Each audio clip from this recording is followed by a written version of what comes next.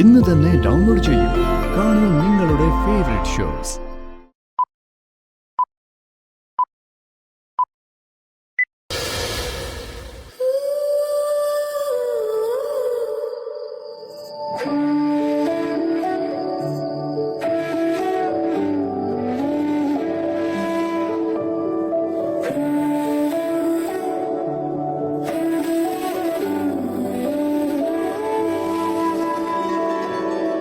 നീലമാലാകി നിൻ മൗനമുള്ളാകി ഒരു തുലാമഴയായി ചാറുന്നു പെയ്തു തീരാതെ.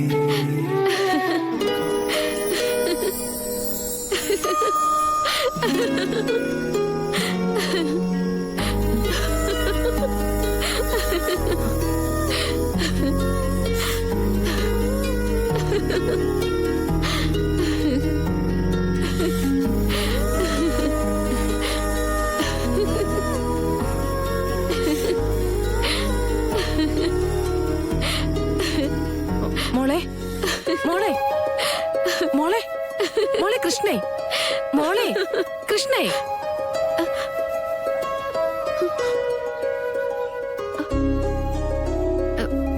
എന്താ എന്താ അമ്മേ? നീ നീ എന്തിനാ ചിരിച്ചേ? എപ്പോ? കൊറേ നേരമായി നീ ഉറക്കത്തിൽ കിടന്ന് ചിരിക്കായിരുന്നു. അമ്മ വെറുതെ ഒന്നും പറയല്ലേ. ഞാൻ കേട്ടതല്ലേ, എഴുന്നേറ്റിരുന്നപ്പോ കാണുകയും ചെയ്തു. നീ സ്വപ്നമെല്ലാം കണ്ടോ? സ്വപ്നത്തിന് നവീനെ കണ്ടോ? പിന്നെ ഞാൻ സ്വപ്നം കണ്ട് കിടക്കല്ലേ. അമ്മയ്ക്ക് എന്താ ഉറക്കൊന്നുമില്ലേ? കിടന്നുറങ്ങാൻ നോക്കിയേ. അല്ല മോളെ, അമ്മ പറഞ്ഞത് സത്യമാ. അമ്മ മര്യാദയ്ക്ക് കിടന്നുറങ്ങുന്നുണ്ടോ? വെറുതെ എന്നെ വിളിച്ച് കുറെ ചോദ്യങ്ങള്. ഉറങ്ങാൻ നോക്ക്.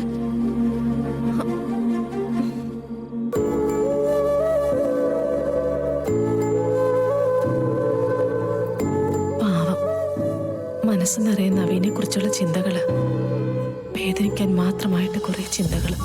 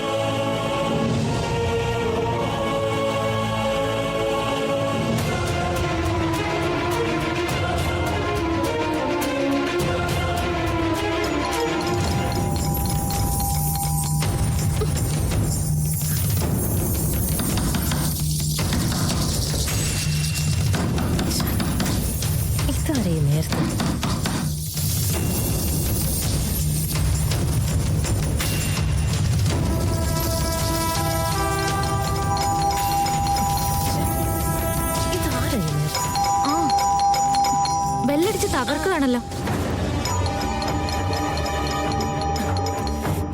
വരുന്നു.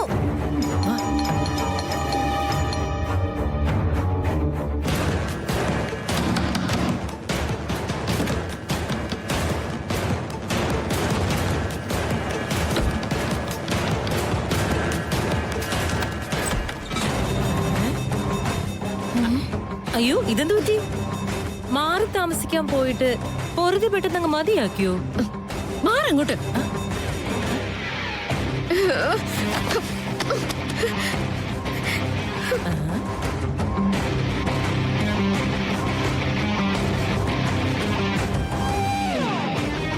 അയ്യോ, എന്തു പറ്റി? എന്താ നിങ്ങൾ തിരിച്ചു വന്നേ? എന്തെങ്കിലും പ്രശ്നം ഉണ്ടായോ? ഉണ്ടായി. അത് കേൾക്കാനാണല്ലോ നിങ്ങൾക്കൊക്കെ സന്തോഷം.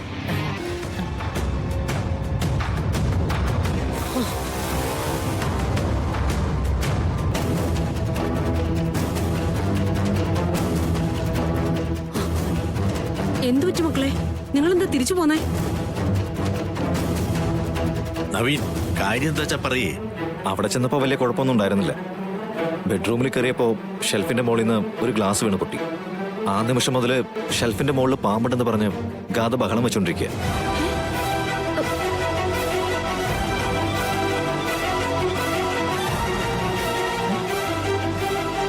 ഞാനതൊക്കെ എടുത്ത് മാറ്റി കൊടുക്കാന്ന് പറഞ്ഞതാ, കേക്കണ്ടേ? എടുത്തു മാറ്റണ്ടെന്ന് പറഞ്ഞതേ അത് നവീന്റെ പാമ്പ് ഉപദ്രവിക്കാതിരിക്കാൻ വേണ്ടിയാ. കഥ സ്റ്റിൽ ഐ റിപ്പീറ്റ്, ഗസ്റ്റ് ഹൗസിൽ നാഗമുണ്ടെന്ന കാര്യം തനിക്ക് വെറുതെ തോന്നിയതാ. ആളുകൾക്കിടയിൽ ഇത് വീണ്ടും വീണ്ടും പറഞ്ഞ് വെറുതെ പെരുപ്പിക്കാതെ. എനിക്കൊരു കാര്യം പറഞ്ഞ് പെരുപ്പിക്കേണ്ട ആവശ്യമൊന്നുമില്ല. എന്തിനാ ഞാൻ പെരുപ്പിക്കുന്നേ? ആവശ്യത്തിനുള്ള സംഭവങ്ങളൊക്കെ ഈ തറവാട്ടിൽ തന്നെ ഉണ്ടല്ലോ. ആ ദേ കിടക്കണം. ഇപ്പൊ എങ്ങനെയുണ്ട് സുമിത്രേ? വീട്ടിനകത്തും കിടക്കാൻ പറ്റുന്നില്ല, ഗസ്റ്റ് ഹൗസിലും കിടക്കാൻ പറ്റുന്നില്ല. ഷോ, ഈ നാഗഭയം വെറുതെ ഒന്നും വന്നതല്ല. ആ ഒരു കണക്കിന് ഇത് വേണം. മുറ്റത്ത് മുല്ലയ്ക്ക് മണം പോരാന്ന് പറഞ്ഞ് അടുത്ത പറമ്പിൽ കേറിപ്പോയതല്ലേ? ആ അതിന്റെ കൂലി കിട്ടാതിരിക്കോ? ആ കുട്ടി ആകെ പേടിച്ചിരിക്കുക. അതിനുള്ള സമാധാനം എന്തെങ്കിലും പറയാനുണ്ടെങ്കിൽ പറയേ. വേറെ ഒന്നിനും നാവ് വളയ്ക്കണ്ട. എന്റെ പൊന്നു മുത്തശ്ശി, എന്ത് പറഞ്ഞാലും എന്റെ അമ്മയുടെ അച്ഛന്റെ ഒക്കെ നാവടച്ചു കെട്ടിയിട്ട് വല്ല പ്രയോജനമുണ്ടോ? മോൾ റൂമിലേക്ക് ചെല്ല്. ഞാൻ ആ മുറിയിലേക്കൊന്നും പോകുന്നില്ല. ഞാൻ ഈ സെറ്റിൽ എവിടെയെങ്കിലും കിടന്നോളാം. ഇനി എന്തെങ്കിലും പരീക്ഷണങ്ങൾ നടത്താനുണ്ടോ മുത്തശ്ശി? ഉണ്ടെങ്കിൽ അതും ആയിക്കോട്ടെ. എല്ലാത്തിനും നിന്ന് തരേണ്ടവനാണല്ലോ ഞാൻ. എടാ, എന്റെ സ്വസ്ഥതയൊക്കെ മൊത്തം പോയച്ചാ.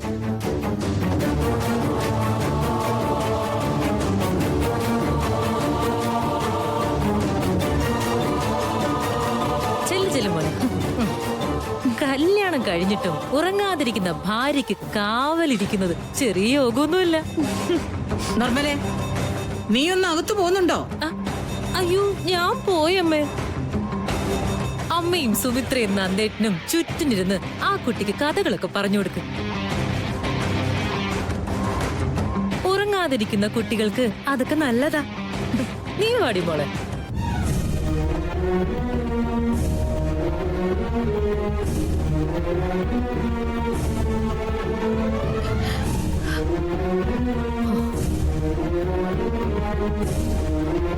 മോളെ, അമ്മേ.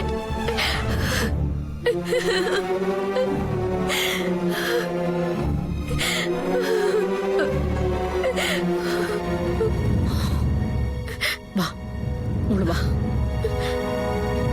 നന്ദ, അവര് തമ്മിൽ ഒരുമിക്കാൻ പാടില്ലെന്ന് നാഗദൈവങ്ങളുടെ തീരുമാനമാണ്. അത് തന്നെയാ ഈ ലക്ഷണങ്ങൾ കാണിക്കുന്നതും.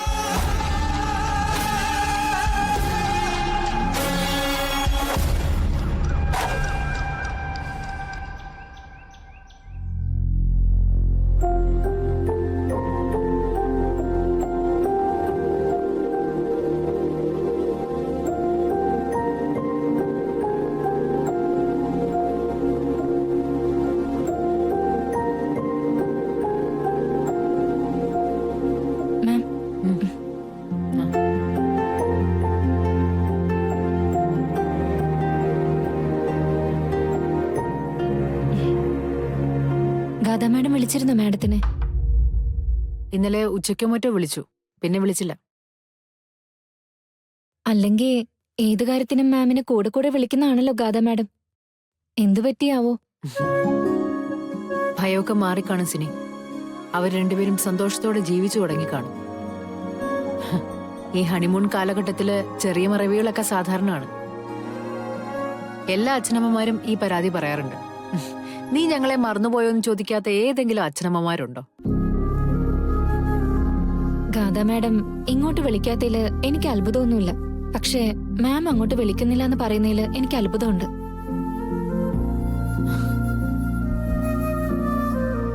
അതെന്താണെന്നറിയോ സിനി? വിവാഹം കഴിച്ചയച്ച മകളെ കൂടെ കൂടെ നമ്മൾ വിളിക്കുമ്പോ നമ്മുടെ ശീലങ്ങളിൽ നിന്നും നമ്മുടെ താല്പര്യങ്ങളിൽ നിന്നൊക്കെ ഒട്ടും മാറാനായിട്ട് നമ്മുടെ കുട്ടിക്ക് പറ്റില്ല. പക്ഷെ അവള് നിൽക്കുന്നത് ഇതൊന്നും അല്ലാത്ത ഒരു അന്തരീക്ഷത്തിലല്ലേ.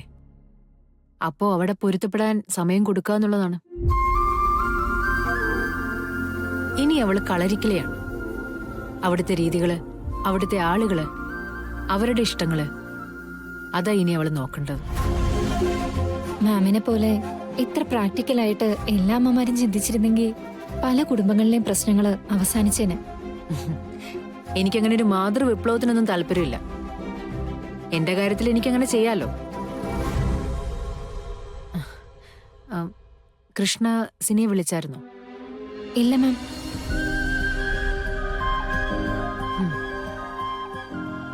എന്നെയും വിളിച്ചില്ല. പാവം കുട്ടി. ഒരു പെൺകുട്ടിയെ സംബന്ധിച്ചിടത്തോളം ജീവിതത്തിലെ പ്രധാന ഘട്ടമാണ് വിവാഹം. കൃഷ്ണയും വിവാഹം കഴിച്ചു. അത് മറ്റൊരാൾക്ക് വേണ്ടിയാണെന്ന് മാത്രം. താലി കെട്ടിയ പുരുഷന്റെ വീട്ടിൽ അവളെ ജീവിച്ചു. അത് എന്നോടുള്ള കടപ്പാട്. കളരിക്കൽ കുടുംബത്തിന്റെ നാഗശാപം തീർത്തു. അതവളുടെ ഭക്തി. എന്നിട്ട് ഒരു കണക്കും പറയാതെ കൊടുത്ത കാശ് തിരികെ നൽകി യാത്രയും പറഞ്ഞിറങ്ങി. മാമിനപ്പോ കൃഷ്ണയോട് വല്ലാത്ത സ്നേഹമാണല്ലേ? അവളോട് എനിക്ക് ദേഷ്യം തോന്നാനായിട്ട് ഒരുപാട് കാരണങ്ങളുണ്ടായിരുന്നു സിനി. ഒന്ന് ശാന്തിയുടെ മകൾ, പിന്നെ ഗാഥമോള് പറയുന്ന പോലെ അവളുടെ അതേ രൂപം. പക്ഷെ അതൊക്കെ അവൾ മറികടന്നു. സത്യം പറഞ്ഞ സ്നേഹം കൊണ്ടും കടപ്പാടുകൊണ്ടും തോൽപ്പിച്ചു കളഞ്ഞു. ഞാനൊന്ന് വിളിക്കട്ടെ അവളെ.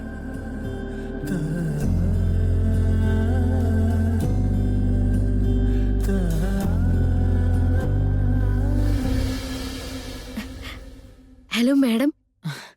സുഖാണോ മോളെ നിനക്ക്? അതെ.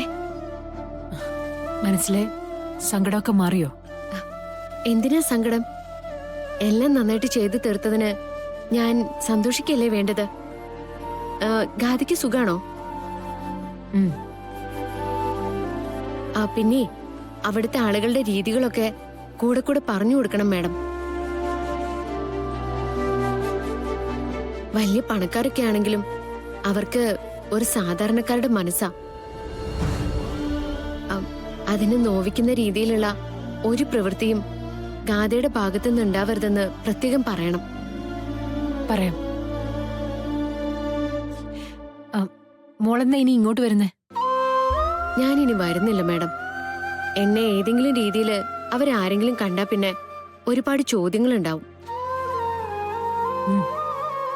അത് ഗാഥയുടെ ജീവിതത്തിനെ ബാധിക്കും. എനിക്ക് ഒളിക്കാനുള്ള സ്ഥലങ്ങളൊക്കെ ഞാൻ തന്നെ കണ്ടുപിടിച്ചിട്ടുണ്ട്. അതുകൊണ്ട് കുഴപ്പമില്ല. എന്താവശ്യമുണ്ടെങ്കിലും മോളിനെ വിളിക്കണം. നീ തിരിച്ചു തന്ന പണം അതുപോലെ ഇവിടെ എടുത്തു വെച്ചിട്ടുണ്ട്. എപ്പോ വേണമെന്നുണ്ടെങ്കിലും നിനക്കത് വന്ന് വാങ്ങാം. മാഡത്തിന്റെ നല്ല മനസ്സിന് നന്ദിയുണ്ട്. പക്ഷെ എനിക്കും അമ്മയ്ക്കും ജീവിച്ചു പോവാൻ വലിയ കഷ്ടപ്പാടൊന്നും ഇല്ല മാഡം. എന്തെങ്കിലും ജോലി ചെയ്ത് ജീവിക്കാനുള്ള ആരോഗ്യം തരണേന്ന് ഈശ്വരനോട് പ്രാർത്ഥിക്കാം. അത്രേ വേണ്ടൂ. ഈശ്വരൻ നിനക്ക് നല്ലത് വരുത്തട്ടെ. ഞാൻ വെക്കട്ടെ മോളെ. ശരി.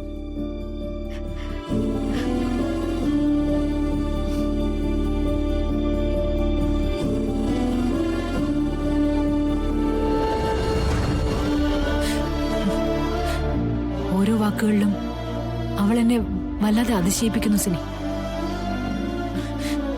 കഥകളിലൊക്കെ വായിക്കാൻ മാത്രമേ പറ്റൂ.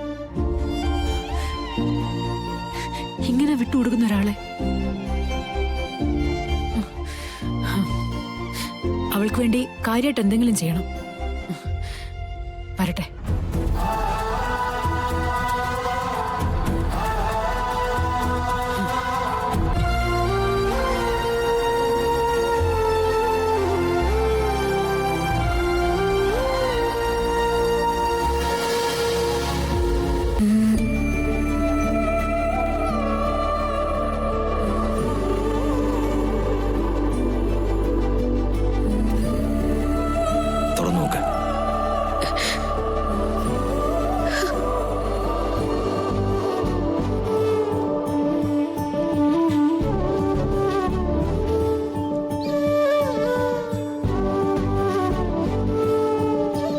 വെറുമൊരു ഗിഫ്റ്റ് അല്ല, എന്റെ ഹൃദയം തന്നെയാണ്. സൂക്ഷിച്ചു വെക്കണം കേട്ടോ.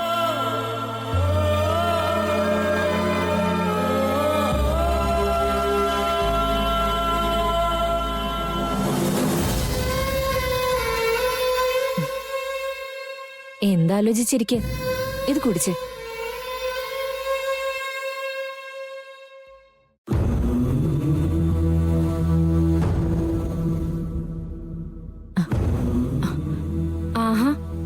രസമുണ്ടല്ലോ. ഇതെവിടുന്നാ? നവീൻ തന്നതാ. എപ്പോ? ഹോസ്പിറ്റലിൽ നിന്ന് പോരുമ്പോ അവസാനമായിട്ട് ഞങ്ങൾ അടുത്ത് കണ്ടപ്പോ. ഇത് വെറും ഒരു ഗിഫ്റ്റ് അല്ല, നവീന്റെ ഹൃദയം തന്നെയാ. അങ്ങനെ പറഞ്ഞു തന്നെയാ തന്നത്. അപ്പോ ഇനിയും പ്രതീക്ഷയ്ക്ക് വകയുണ്ട്. എന്ത് പ്രതീക്ഷ? നവീൻ കൃഷ്ണയെ തേടി വരുമെന്നുള്ള പ്രതീക്ഷ. സ്വപ്നം കാണുമ്പോഴേ രാത്രി കാണുന്നതാ നല്ലത്. പകൽ വെട്ടത്തില് ഒരു രസം ഉണ്ടാവില്ല. എന്നെ കളിയാക്കൊന്നും വേണ്ട. ഇതെന്താ നടന്നേ? നവീനും ഗാഥയും തമ്മിൽ ഒരിക്കലും ചേരില്ല. നവീൻ ഗാഥയാണ് ആദ്യം കണ്ടേന്നുള്ളത് സത്യം. പക്ഷെ അറിഞ്ഞതും ഇഷ്ടപ്പെട്ടതും ഒക്കെ കൃഷ്ണയുടെ സ്വഭാവമല്ലേ, കൃഷ്ണയുടെ പെരുമാറ്റമല്ലേ. അതിന് നവീന്റെ മുന്നില് കൃഷ്ണ എന്ന് പറഞ്ഞിട്ടൊരാളില്ലല്ലോ, എല്ലാം ഗാഥയല്ലേ. അങ്ങനെയൊക്കെ ചിന്തിച്ചാ ഒരെത്തും പിടിയും കിട്ടില്ല മോളെ. പക്ഷേ സുനന്ദേച്ചിയുടെ വാക്ക് മോൾ എഴുതി വെച്ചോ. നവീന്റെ സ്നേഹം നിന്നിലേക്കുള്ളത് തന്നെയാ. എത്ര കാലം താമസിച്ചാലും അത് നടക്കും. വലുത് അടുപ്പത്തിട്ടിട്ടുണ്ടോ? അത് കരിയണ്ട, ചെന്ന് നോക്കൂ. അധികം വൈകാതെ ഈ കാര്യത്തിനൊരു ഉത്തരം ഞാൻ കൊണ്ടുവന്നു തരാം. എവിടുന്ന്? ഞാനിപ്പോ സിത്താര മാഡത്തിന്റെ വീട്ടിൽ എന്തിനാ പോകുന്നെന്നാ വിചാരിച്ചിരിക്കുന്നെ? ജോലിയെടുത്ത് കാശ് വാങ്ങിക്കാനാ? അല്ലാണ്ട് പിന്നെ? സത്യം പറഞ്ഞാ അവിടുത്തെ കാര്യങ്ങൾ കൃത്യമായിട്ട് അറിയാൻ വേണ്ടിയാ പോകുന്നെ. ഒരു ചാരപ്പണി എന്നൊക്കെ പറയാം. അവിടുന്ന് എനിക്ക് കുറച്ച് സൂചനകളൊക്കെ കിട്ടി തുടങ്ങിയിട്ടുണ്ട്. അതൊക്കെ ഞാൻ ഇവിടെ വന്ന് കൃത്യമായിട്ട് പറയാം. സുനന്ദേച്ചി, വെറുതെ അപകടത്തിനൊന്നും പോയി നിക്കണ്ടാട്ടോ. എന്നോടിപ്പോ കുറച്ച് സ്നേഹത്തിലൊക്കെ പെരുമാറുന്നുണ്ടെങ്കിലും സിത്താര മേഡം കുറച്ച് കുഴപ്പം പിടിച്ച ആളാ. ഓ, അവര് കുഴപ്പം പിടിച്ചാണെങ്കിൽ അവർക്ക് കൊള്ളാം. ഞാൻ അന്വേഷിക്കേണ്ടത് ഞാൻ അന്വേഷിക്കും. നീ സ്വപ്നം കണ്ടോ കൊച്ചെ? നടക്കാനുള്ള കാര്യങ്ങൾ സ്വപ്നം കാണുന്നതുകൊണ്ട് എന്താ കുഴപ്പം?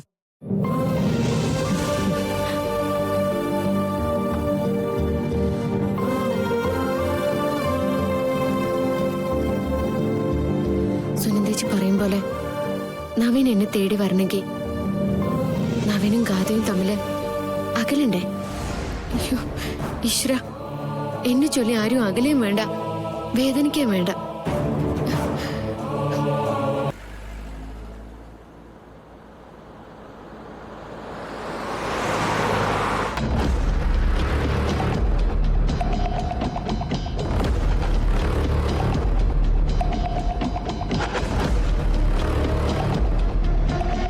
കഥ ഈ വണ്ടിക്കകത്ത് എന്റെ കൂടെ ഇരിക്കുമ്പോ ഇങ്ങനെ പേടിച്ചിരിക്കേണ്ട കാര്യമുണ്ടോ? നമ്മുടെ വിവാഹം കഴിഞ്ഞിട്ട് കുറച്ച് നാളുകളായെങ്കിലും ഒന്നിച്ചുള്ള ജീവിതത്തിലേക്ക് നമ്മളെത്തിയ യഥാർത്ഥ മുഹൂർത്തം ഇത്. ആ നല്ല നിമിഷങ്ങളെ ഇങ്ങനെ വെറുതെ കളയണം. ഇത് ജീവിതത്തിൽ ഒരിക്കലും തിരിച്ചു കിട്ടില്ല, അത് ഓർത്തോണം. നവീൻ, എല്ലാ ആഗ്രഹങ്ങളും എന്റെ മനസ്സിലുണ്ട്. പക്ഷേ ആ നശിച്ച പാമ്പ് എന്നെ വിടാതെ പിന്തുടരാ. എനിക്ക് ഒരു സമാധാനവുമില്ല. എടോ, എല്ലാം തോന്നലാണെന്ന് ഞാൻ പറഞ്ഞില്ലേ? ഞാൻ കണ്ടതൊക്കെ തോന്നലാണെന്ന് പറഞ്ഞാ എനിക്കെന്താ ഭ്രാന്താണോ? ഏയ്, എന്തോടെ ഈ പറയുന്നത്? ഹാ, അതൊക്കെ പോട്ടെ. എന്നിപ്പോ എവിടേക്കാ കൊണ്ടുപോകുന്നേ? തന്നെ ഒരിടത്തേക്കും കൊണ്ടുപോകുന്നില്ല. നമ്മൾ രണ്ടുപേരും കൂടെ ഒരു സ്ഥലത്ത് പോകുന്നു, അങ്ങനെ പറഞ്ഞാൽ മതി. എന്ത്? അതാ ഞാൻ ചോദിക്കുന്നത്, എവിടേക്കാ? അതെ, നമ്മുടെ ജീവിതത്തിലെ സ്വപ്നസുന്ദരമായ നിമിഷങ്ങൾ ഇങ്ങനെ ഇല്ലാതായി പോകുന്നതിൽ എനിക്ക് നല്ല വിഷമമുണ്ട്.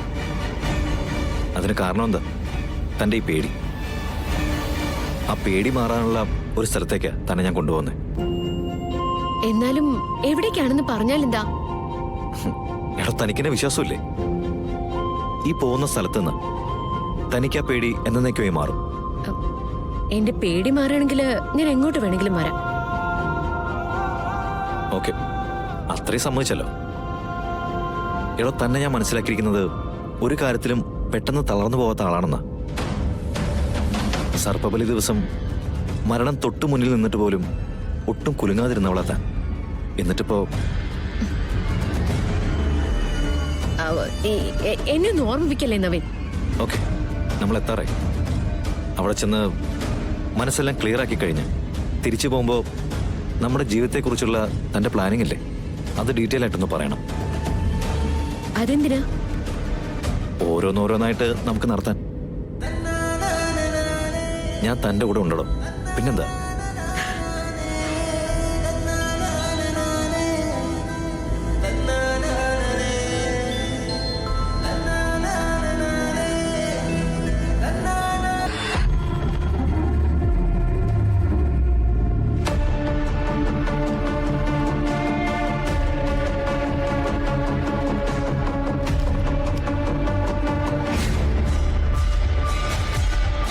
Good morning Navi. Good morning Gatha. Please വാ.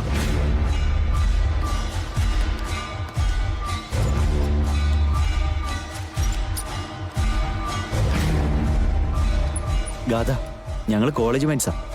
രണ്ടാളും രണ്ട് പ്രൊഫഷനിലേക്ക് തിരിഞ്ഞ ശേഷം ഇടയ്ക്കൊക്കെ വിളിക്കും. പക്ഷേ വിവാഹത്തിന് എനിക്ക് വരാൻ പറ്റിയില്ല. ഞാൻ വിദേശത്തായിരുന്നു. Are you okay? യാ. ഒരു ചെറിയ പ്രോബ്ലത്തെക്കുറിച്ച് നവീൻ എന്നോട് പറഞ്ഞു. I think it's very normal. ഈ ആചാരങ്ങളും അനുഷ്ഠാനങ്ങളും ഒക്കെ കൂടിക്കൊഴിഞ്ഞ് നടക്കുന്ന തറവാടുകളിൽ ചിലപ്പോഴൊക്കെ ചിലർക്ക് ഇതുപോലുള്ള തോന്നലുകളൊക്കെ ഉണ്ടാവും. തോന്നലല്ല, ഇറ്റ്സ് എ റിയാലിറ്റി.